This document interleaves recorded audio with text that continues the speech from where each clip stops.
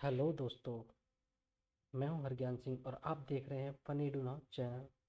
तो गाइज, इस चैनल पे हम फन और एजुकेशन से रिलेटेड सारी वीडियो लेके आते रहते हैं। आज मैं आपके लिए लेके आया हूं बहुत ही बम्पर न्यूज़, बहुत ही बम्पर जानकारी।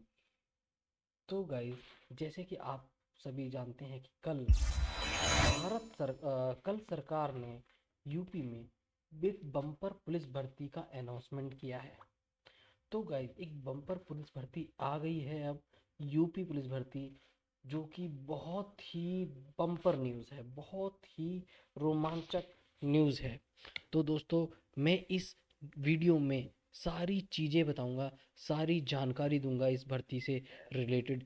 इस भर्ती में क्या एलिजिबल क्राइटेरिया है, किसके लिए आई है, कौन भर सकता है, कैसे भर सकते हैं, क्या फीस होगी, क्या एज क्राइटेरिया है, सारी की सारी जानकारी मैं आपको इस वीडियो के माध्यम से देने वाला हूँ। जैसे कि मैं बेसिक में बोलूँ तो 60,244 बम्पर भर्ती है।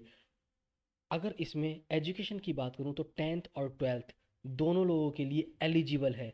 फीमेल और मेल, महिला और पुरुष दोनों के लिए आई है। इसके अलावा इसमें बहुत सारी जानकारी है कि कैसे भरना है, क्या फीस है, क्या हाइट, क्या वेट, सारी क्या रिलैक्सेशन है, सारी की सारी जानकारी इस वीडियो में आपको दी जाएगी। तो गाइज, इस चैनल को सब्सक्राइब करना ना भूलें, क्योंकि इस चैनल पे इस तरह की जानकारी से रिलेटेड वीडियो आपको मिलती रहेंगी। साथ के साथ अगर वीडियो अच्छे लगे तो लाइक करना। तो दोस्तों, और इस पुलिस भर्ती को अगर आप एज क्राइटेरिया में, एजुकेशन क्राइटेरिया में किसी में होते हैं तो ज़रूर भरना, क्योंकि ये बहुत ही सुनहरा मौका है। तो दोस्तों, चलिए मैं आपको ले चलता हूँ अपने कंप्यूटर की मेन स्क्रीन पे, जिसमें कि मैं सारी जानकारी दूंगा आपको ऑफिशियल वेबसाइट के थ्रू, जो यूपी पुलिस की गवर्नमेंट वाली वेबसाइट है रिक्रूटमेंट बोर्ड की, वहाँ से सारी जानकारी दूंगा। पूरा ऑफिशियल नोटिस, अनाउंसमेंट नोटिस जो रिलीज़ किया है कल यूपी पुलिस ने, वो पूरा नोटिस मैं आपको दिखाऊंगा। तो चलिए, ठीक है दोस्तों, इस वीडियो में बहुत बड़ी जानकारी मिलने वाली है। तो चलिए मैं आपको ले चलता हूँ कंप्यूटर की मेन स्क्रीन पर, मतलब कि इस ऑफिशियल वेबसाइट की मेन स्क्रीन पे, पूरे मेन बोर्ड पर। ठीक है, तो चलिए शुरू करते हैं। जैसे कि आप देख रहे हैं गाइज कि ये हमारी ऑफिशियल वेबसाइट है। कोई सरकारी नौकरी नहीं, कोई सरकारी रिजल्ट नहीं, किसी तरह की कोई थर्ड पार्टी वेबसाइट यूज़ नहीं कर रहा हूँ मैं आपको पूरी डायरेक्ट जो नॉलेज दूंगा वो पूरा सरकारी वेबसाइट से ही दूंगा। तो देखिए, ये ऑफिशियल वेबसाइट है UPPVPVV, आप खुद भी चेक कर सकते हैं। इसका लिंक मैं आपको डिस्क्रिप्शन में दे दूंगा। साथ में जो ऑफिशियल अनाउंसमेंट हुई है पुलिस में आरक्षी नागरिक पुलिस के पदों पर सीधी भर्ती 2023 के संबंध में विज्ञप्ति, इस पे क्लिक करते हैं तो पूरा ऑफिशियल नोटिस जो है वो खुल के हमारे सामने आ जाता है। तो चलिए शुरू करते हैं, पढ़ते हैं कि क्या क्या जानकारी मिलती है हमको। देखिए, अगर मैं बात करूं तो इसमें पूरी 60,244 भर्ती है। और अगर हम श्रेणी के हिसाब से इसमें बात करें कि कितना कोटा किसके लिए लग रहा है, तो वो भी इसमें डिटेल में है कि जो जनरल है, अनारक्षित है या नॉट रिजर्व्ड है, वो 24,102 की सीट है। EWS, इकोनॉमिकली वीक सोसाइटी बोलते हैं इसको, मतलब एक तरह से गरीब क्षेत्र इसमें आते हैं बहुत ज़्यादा, तो वो है 6,024 की, उसमें रिजर्व है सीट। ओबीसी या अ, अन्य पिछड़ा वर्ग जिन्हें बोलते हैं, वो 16,266 का उसमें कोटा है। अनुसूचित जाति, ST, तो उसमें 12,650 है, और SC में 1,204 है। अगर हम इसमें बात करें ग्रेड पे की या पेमेंट की, तो गाइस देखिए, इस पे ग्रेड पे बैंड जो है वो 5200 से 20,200 वाला है। ग्रेड पे जो है वो 2,000 का है। अगर हम बात करें इसका मैट्रिक्स वेतन की, तो 21,700 का मैट्रिक्स वेतन अगर आप सेलेक्ट होते हैं तो उनको मिलता है। अब हम नीचे आ जाते हैं कि इसमें क्या क्या पात्रता है। तो आरक्षित नागरिक, महिला हो या पुरुष हो, दोनों ही पात्र होंगे। ठीक है। इसमें रिक्तियों की संख्या परिवर्तित की जा सकती है थोड़ा बहुत, अगर कुछ ऐसा आता है तो वो भी मैं आपको जानकारी जरूर दूंगा। इसमें अगर हम ऑनलाइन आवेदन की डेट की बात करें तो 27 दिसंबर 2023 से ऑनलाइन एप्लीकेशन या ऑनलाइन रजिस्ट्रेशन शुरू हो जाएंगे और इसमें उसी दिन से फीस जमा भी होनी शुरू हो जाएगी। ऑनलाइन एप्लीकेशन या रजिस्ट्रेशन की जो लास्ट डेट रहेगी वो रहेगी 16 जनवरी 2024। इसके अलावा अगर इसमें कुछ आपको कुछ करेक्शन करना हो, मतलब कि अपने एप्लीकेशन फॉर्म में कुछ करेक्शन करना है, उसकी लास्ट डेट रहेगी 18 जनवरी 2024। मतलब जिस दिन ख़त्म होगा उसके बाद 2 दिन और दे दिए जाएंगे आपको कि अगर आपने कुछ गलत भर दिया है या कुछ गलत इन्फॉर्मेशन दे दी है तो उसे करेक्ट कर सकते हैं। इसमें जो फीस रहेगी या जो आवेदन शुल्क रहेगा या एप्लीकेशन फीस रहेगी वो 400 रुपये रहेगी। अब नीचे आ जाएं कि क्या क्या एलिजिबिलिटी क्राइटेरिया हैं। तो इसमें अगर नेशनलिटी की बात करें या राष्ट्रीयता की बात की जाए तो भारत का नागरिक होना चाहिए। तिब्बती शरणार्थी जो है वो 1962 से पूर्व में उनका परिवार अगर आके स्थायी निवास ले लिया है तो वो भी एलिजिबल रहेगा। इसके अलावा बात करें हम शैक्षिक मतलब कि एजुकेशनल क्वालिफिकेशन की या एजुकेशनल एलिजिबिलिटी क्राइटेरिया की, तो इसमें हम 10th और 12th इस नोटिस में, जो ऑफिशियल नोटिस है एक्चुअली यूपी पुलिस का, तो इसमें 10th और 12th दोनों ही पास आउट लोग, कैंडिडेट लोग इसमें एलिजिबल हैं, या कहें तो वो दोनों ही लोग भर सकते हैं।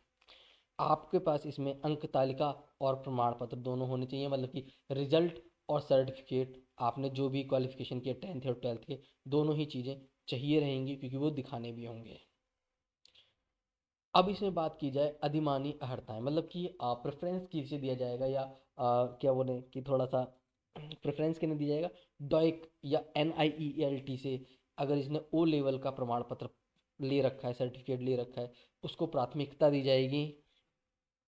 इसके अलावा नेशनल कैडेट कोर का अगर बी सर्टिफिकेट है आपके पास, NCC का बी सर्टिफिकेट है, तो भी आपको प्रेफरेंस दी जाएगी। इसके अलावा किसी ने प्रादेशिक सेना में 2 साल तक की सेवा की है या 2 साल तक की नौकरी की है तो उसको भी कम से कम 2 साल होनी चाहिए, उससे ऊपर अगर की है तो वो भी चलेगा। अगर एज लिमिट में आप आते हैं तो उसके वो भी इसमें उसको प्राथमिकता दी जाएगी। अब हम अगर बात करें आयु की, ये बहुत ही मेन पॉइंट है आयु, क्योंकि हम आयु की जो एज है ना वो कैलकुलेट करना बड़ा मेन चीज होती है कि कैसे कैलकुलेट करें हम। तो इसमें देखिए साफ साफ लिखा हुआ है, पुरुष अभ्यर्थी मतलब मेल्स के लिए या पुरुषों के लिए या आदमियों के लिए 1/7/2023 को 18 वर्ष की आयु हो जानी चाहिए। ठीक है, उससे पहले या उस तारीख तक 1/7/2023 तक आपको 18 वर्ष की आयु कंप्लीट हो जाए और 22 वर्ष की आयु प्राप्त ना की हो, मतलब 22 तक अभी टच ना किया हो, पूरी 22 की एज पूरी ना की हो आपने, या मतलब कि कहते हैं ना कि 22 पूरी कर ली, 23 में मैं लग गया हूँ या 23 में मैं लग गया हूँ, तो वो चीज़ नहीं होनी चाहिए। अभी 22 के अंडर में होने चाहिए आप। ठीक है। और अगर हम बात करें इसी मतलब कि जन्म की, तो 2 जुलाई 2001 से पूर्व या से पूर्व नहीं होना चाहिए जन्म आपका, और 1 जुलाई 2005 के बाद का नहीं होना चाहिए जन्म। 2 जुलाई 2001 से पहले का नहीं होना चाहिए और 1 जुलाई 2005 के बाद का जन्म नहीं होना चाहिए।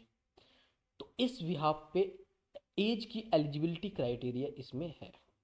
अब वहीं हम फीमेल्स की बात करें, महिलाओं की बात करें, तो उसमें 1/7/2023 को 18 वर्ष की आयु पूरी हो जानी चाहिए और मैक्सिमम एज लिमिट 25 है, मतलब 25 को पूरी ना हुई हो बस, अभी 25 से 26 में एंटर ना किया हो आपने, कंप्लीट होकर एंटर ना किया हो, तो आप एलिजिबल हैं। अगर इसमें हम बात करें कि मतलब कि किस सन से किस सन तक के जन्म लेने वाले महिलाएं प्रतिभागी हो सकती हैं, तो वो हैं 2 जुलाई 1998, 2 जुलाई 1998 से पूर्व जन्म ना लिया हो, मतलब 2098, 2 जुलाई 98 के बाद का ही जन्म हो, और 1 जुलाई 2005 के बाद का ना हो, उससे पहले पहले का जन्म हो, तो आप महिलाएं या वो बहनें इसमें एलिजिबल हैं पार्ट लेने के लिए। ठीक है। इसके अलावा आपको आपका चरित्र जो है आपके एरिया में सही होना चाहिए, एकदम साफ सुथरा होना चाहिए, किसी तरह कोई लीगल केस या किसी तरह के दंगे फसादों में आपका नाम नहीं होना चाहिए। वैवाहिक परिस्थिति की बात करें तो अगर कोई वैवाहिक है तो उस इंसान के मतलब कि उस पुरुष की या उस आदमी की दो पत्नियां नहीं होनी चाहिए, एक ही पति होना चाहिए। या मतलब ऐसी कोई लेडीज ना हो जिसके पति ने दो शादियां कर रखी हों।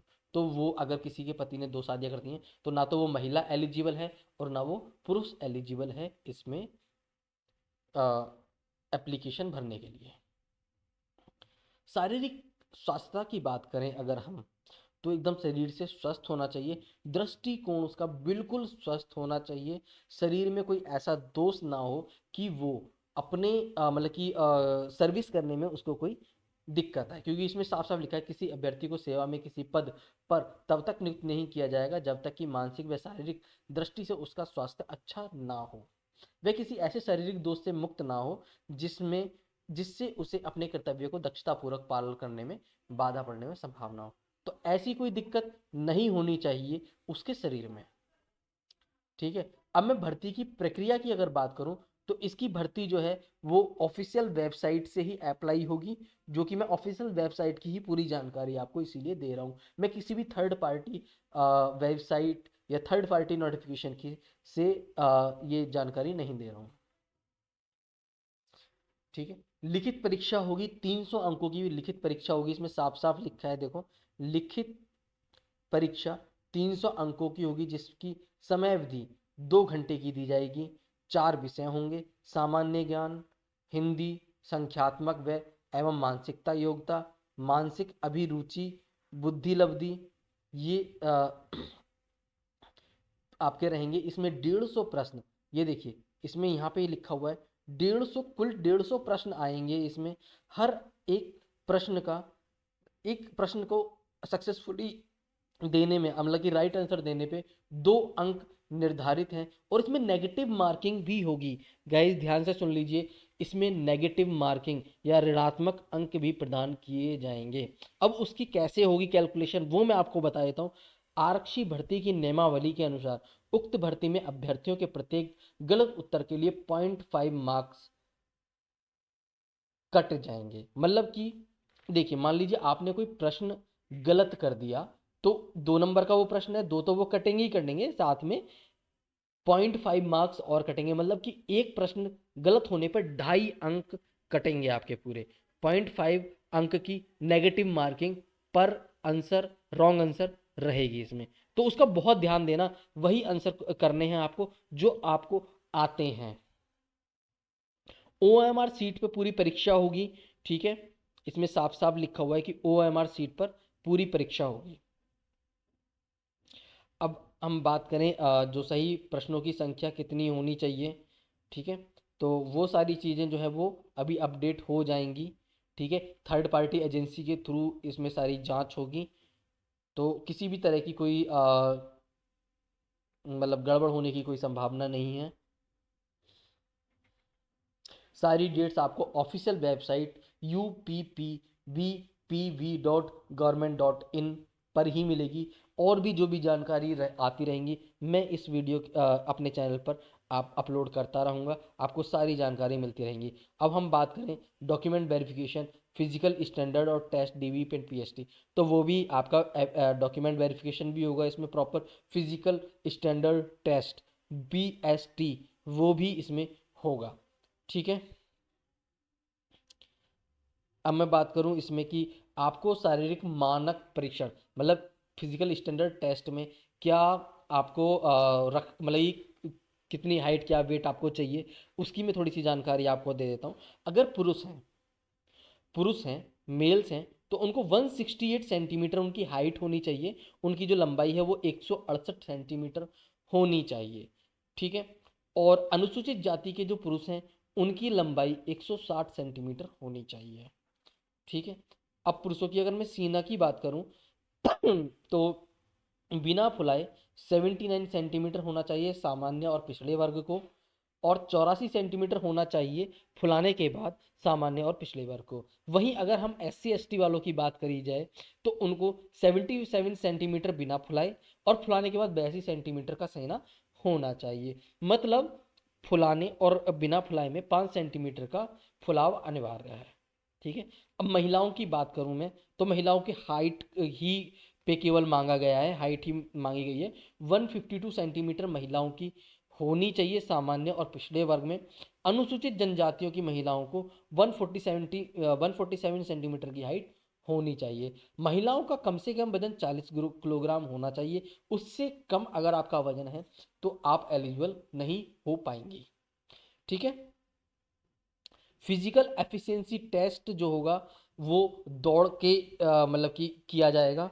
उसमें आपको दौड़ दी जाएगी। पुरुषों को 4.8 किलोमीटर की दौड़ पूरी करनी होगी 25 मिनट में। वहीं महिलाओं को 2.4 किलोमीटर की दौड़ पूरी करनी होगी 14 मिनट में। अगर इस इतने किलोमीटर आप दिए गए 25 मिनट या 14 मिनट में पूरी नहीं कर पाते हैं तो आप इसमें क्वालिफाई नहीं कर पाएंगे। तो आप आज से ही दौड़ की प्रशिक्षण या प्रैक्टिस शुरू कर दीजिए, क्योंकि किसी भी फोर्स में ये बहुत मायने रखता है। अब चयन कैसे होगा उसकी भी पूरी जानकारी इसमें दी गई है। शारीरिक दक्षता परीक्षण में सफल पाए गए अभ्यर्थियों में से बोर्ड लिखित परीक्षा में जाएंगे। मतलब जिन पहले फिजिकल होगा, आपका फिजिकल टेस्ट होगा, जो फिजिकल टेस्ट में क्वालिफाई कर गए वो रिटन टेस्ट में जाएंगे। ठीक है। उसके बाद बोर्ड प्रतीक्षा सूची तैयार की जाएगी। अभी कोई प्रतीक्षा सूची तैयार नहीं की गई है, बाद में की जाएगी। जो भी की जाएगी वो इस वेबसाइट पर अपडेट हो जाएगी। ठीक है।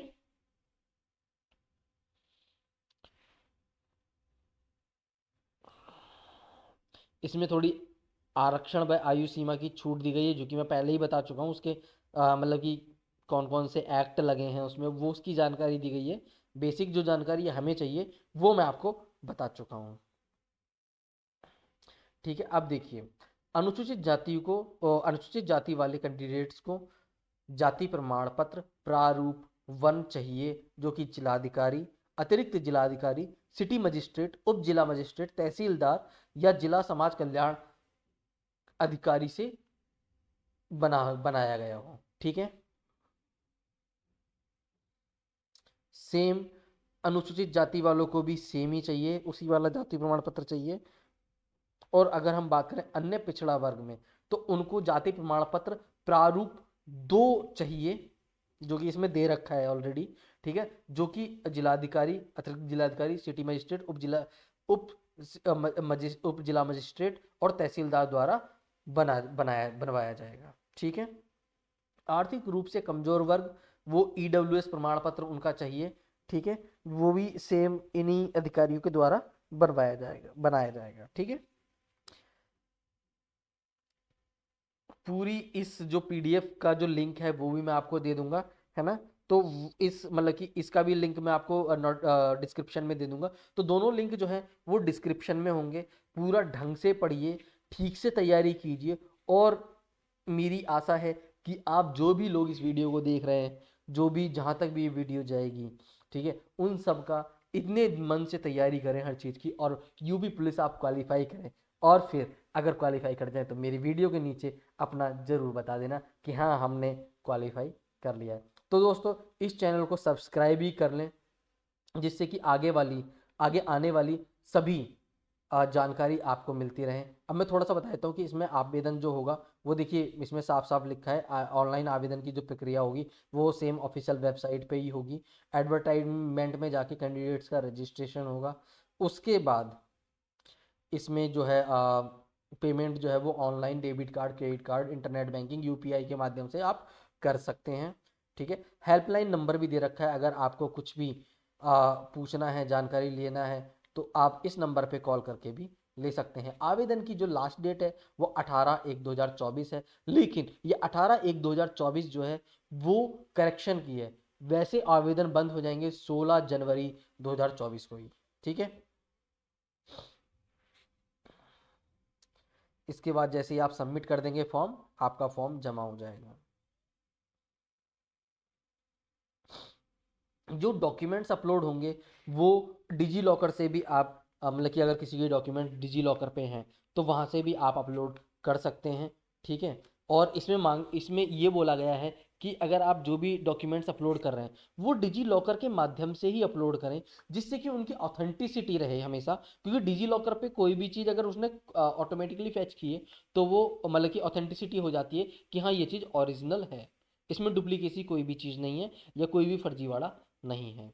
आवेदन का फोटो और हस्ताक्षर भी आपको अपलोड करने होंगे। जो फोटो होगा उसका साइज जो है वो 20 केबी का होना चाहिए कम से कम, और मैक्सिमम 50 केबी का होना चाहिए।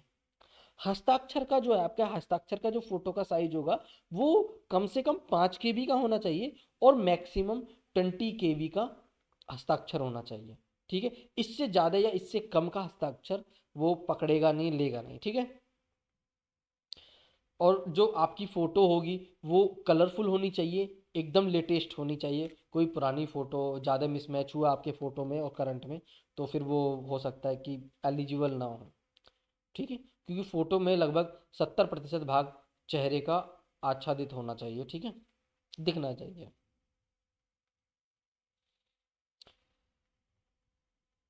और जो सेवारत अभ्यर्थी हैं, मतलब जैसे बताया था, अगर किसी ने किसी फोर्स में काम कर रहा है प्रादेशिक, है ना, तो उसको वर्दी में नहीं चाहिए, होना चाहिए नॉर्मल फोटोज में ही चाहिए। ठीक है, इसमें साफ साफ लिखा है चेहरे की छवि स्पष्ट दिखनी चाहिए, कोई भी छाया नहीं होनी चाहिए, 6 महीने के भीतर लिया हुआ फोटो होना चाहिए, सफ़ेद व हल्के ग्रे रंग की सादी पृष्ठभूमि, मतलब जो बैकग्राउंड हो आपका फोटो का वो सफ़ेद हो या हल्का ग्रे कलर का हो, ठुड्डी से शिखर तक साफ दिखता हो, मतलब आपकी ठोड़ी होती है ना जहाँ पे दाढ़ी आती है हमारी, वहाँ से लेके पूरा मतलब कि जो हेयर होते हैं वहाँ तक का पूरा फोटो साफ होना चाहिए एकदम। ठीक है, मुंह बंद होना चाहिए, आंखें खुली होनी चाहिए, चेहरे के दोनों किनारे मतलब कि दोनों कान जो हैं वो साफ दिखने चाहिए, कैमरे पर सीधी नज़र होनी चाहिए, चश्मा पहनने की स्थिति में आंखें साफ दिखनी चाहिए, मतलब कि कोई रंगीन या वो धूप छांव वाला चश्मा होता है वो नहीं होना चाहिए। फोटो में टोपी मफलर वगैरह कुछ नहीं होना चाहिए, बहुत ही नॉर्मल सिंपल सा फोटो आपको करवाना है, वही अपलोड करना है। ठीक है, ये कुछ महत्वपूर्ण बिंदु उन्होंने दे रखे हैं। ऑनलाइन आवेदन की प्रक्रिया में अभ्यर्थी प्रथम चरण में अपना पंजीकरण करेंगे। देखिए, फर्स्ट स्टेज होगा रजिस्ट्रेशन करना, दूसरी स्टेज होगी ऑनलाइन पेमेंट करना, और तीसरी मतलब कि स्टेज होगी आपको एप्लीकेशन की, कि वेबसाइट पर आकर पूरा आवेदन पत्र का विवरण आपको भरना है। ठीक है, और उसे जमा करना है। और एक अभ्यर्थी एक ही आवेदन भर सकता है, ये दूसरा महत्वपूर्ण बिंदु है। तीसरा महत्वपूर्ण बिंदु है कि अगर आपने जो भी चीज़ भरा है उसके आप ही उत्तरदायी हो, कुछ भी गलत पाया जाता है तो आपके आवेदन पत्र को निरस्त कर दिया जाएगा। ठीक है, अगर आप किसी में जॉब कर रहे हैं तो वहाँ पे नो ऑब्जेक्शन सर्टिफिकेट भी आपको देना पड़ेगा वहाँ का। ठीक है, इसके अलावा पूरी जानकारी मैंने लगभग दे दी है। अब हम बात करें तो लिखित परीक्षा में देखो मैंने आपको बताया सामान्य ज्ञान। ठीक है, सामान्य ज्ञान आएगा, सामान्य हिंदी आएगी, न्यूमेरिकल एंड मेंटल एबिलिटी का टेस्ट होगा, मतलब संख्यात्मक एवं मानसिक योग्यता, मानसिक योग्यता मेंटल एबिलिटी का टेस्ट होगा। तो ये 4 सब्जेक्ट रहेंगे, रीजनिंग होगी। ठीक है, एप्टीट्यूड या रीजनिंग आप कह सकते हो, तो वो होगी। तो ये सारे रहेंगे, इन सब से रिलेटेड ही पूरा कोर्स आएगा। जो मैंने आपको बताया था प्रारूप 1 प्रारूप 2, तो आपके जाति का प्रारूप 1 प्रारूप 2 सब कुछ इसमें दे रखा है, यहाँ से प्रिंट लेकर भी आप निकलवा कर बनवा सकते हैं। ठीक है, यहीं से प्रिंट लेकर इस जाति प्रमाण पत्र का, जिनका जाति प्रमाण पत्र देखिए जो SC ST वाले हैं उनका प्रारूप 1 चाहिए तो ये वाला आप प्रिंट ले लेंगे। OBC वाले प्रारूप 2 फॉर्मल टू फॉर्म 2 को प्रिंट ले लेंगे और इसको बनवा लेंगे। ठीक है, स्वतंत्रता संग्राम सेनानी जो थे उनका अगर कोई मतलब कि बेटा वगैरह या पुत्र वगैरह भर रहा है तो वो ये वाला लेंगे। और जो आर्थिक मतलब EWS की कैटेगरी में आते हैं उनका प्रारूप ये है, तो ये फॉर्मेट रहेगा, तो वो ये वाला उसका प्रिंट निकलवा कर अपना करवा सकते हैं। ठीक है, तो ऐसा कुछ रहेगा। तो ये सारे फॉर्म्स के सहित पूरा नोटिफिकेशन दे रखा है दोस्तों। चलिए, अब मैं बात करता हूँ कि आपको पूरा नोटिफिकेशन कैसा लगा, सारी जानकारी आपकी मिली आपको या नहीं मिली। अगर आपको ऐसा लगता है कि कोई जानकारी छूट गई है तो गाइज़ आप मुझे बताइए, मैं वो उस जानकारी पे भी वीडियो बनाकर मैं आपको दे दूँगा। तो गाइज़ लगभग सारी जानकारी मैंने इसमें कवर की है। अगर फिर भी आपको लगता है तो आप मुझे ज़रूर बताइए, उसके ऊपर मैं वीडियो बना दूँगा। अब आपको वीडियो लगी तो लाइक करिए, चैनल को सब्सक्राइब करिए, बहुत ध्यान से अपना एप्लीकेशन फॉर्म फिल करना, ठीक है। 26 तारीख से शुरू हो जाएंगे, ठीक है, दिसंबर में कि 26 तारीख से शुरू हो जाएंगे और आपका 16 जनवरी तक रहेंगे। तो आप अपना फॉर्म भरिए बढ़िया से, एक एक चीज़ बहुत ध्यान से भरिए। मेरी शुभकामनाएं आपके साथ हैं, मेरे पूरे परिवार की शुभकामनाएं आपके साथ हैं कि भगवान आपको जल्दी से जल्दी ये मतलब कि भर्ती कराए। और आप बस मुझे बता देना, इतना ही मेरे लिए बहुत काफ़ी है कि हमारा हो गया है। चलिए चलते हैं, चैनल को सब्सक्राइब करना बिल्कुल मत भूलना दोस्तों, बिल्कुल भी मत भूलना। बहुत मेहनत करके बन रही है, ऑफिशियल जानकारी पूरी दी है मैंने, कोई अनऑफिशियल, कोई थर्ड पार्टी नहीं है, ठीक है। चलिए चलते हैं, मिलते हैं फिर अगली वीडियो में अगली जानकारी के साथ। तब तक के लिए बाय बाय, टाटा।